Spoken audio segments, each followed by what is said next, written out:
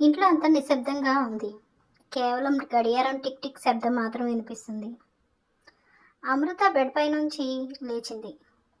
కానీ ఆమె మనసంతా ఒకే ఆలోచన చుట్టూ తిరుగుతుంది. అర్జున్ ఎందుకు ఇలా ఉన్నాడు? అతను ఏం దాచుకున్నాడు? ఇందులో అసలు నిజమెంత? అమృత మెల్లింగా లేచింది. హాల్లోకి వచ్చింది. ఇంట్లో ప్రతి మూలలా చీకటి కప్పి ఉంది. ఆ చీకటి అంటే ఆమెకి భయం లేదు. ఎందుకంటే ఆ చీకట్లో ఆమెకి అర్జున్ రహస్యాలు దొరుకుతాయి.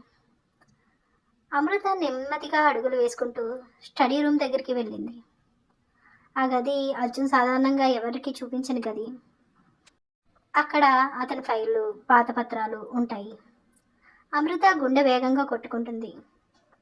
ఆమె భయాన్ని కంట్రోల్ చేసుకుంటూ ఆ గదిలోకి అడుగుపెట్టింది. ఆ గదిలో ఉన్న ఒక పాత అలమార ఆమె దాచిన ఫైళ్ళు వెతుకుతూ కొన్ని పేపర్లు పడిపోయాయి. ఆమె ఒక ఫైల్ తీసుకుని చూస్తే అందులో కొన్ని ఫోటోలు, పాత పత్రాలు ఉన్నాయి. ఆమె చదవటం మొదలుపెట్టింది. ఆ పత్రాల్లో ఏదో ఒక మిస్టరీ దాగి ఉంది. అర్జున్ గతంలో ఎవరో ఒకరిని చాలా కోపంతో విషాదకరమైన సంఘటనలో పాల్గొన్నాడు. అది ఒక ప్రమాదమా, ఒక రహస్య మరణమా అన్నది ఆమెకి అర్థం కాలేదు. ఇంతలో పక్కన ఏదో చిన్న శబ్దం. అమృత ఒక్కసారి ఆగిపోయింది. గుండె ఆగినట్లు అనిపించింది. ఎవరో వస్తున్నారేమో అనుకుంది.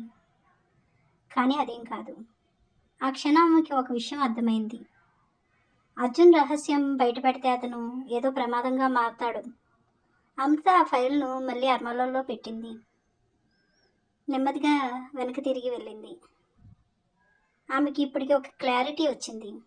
అర్జున్ రహస్యం అతని బలహీనత. అదే ఆమె ఆయుధం. ఆమె చీకటిలోకి మళ్ళీ కలిసిపోయింది. ఈసారి భయంతో కాదు, కొత్త ధైర్యంతో.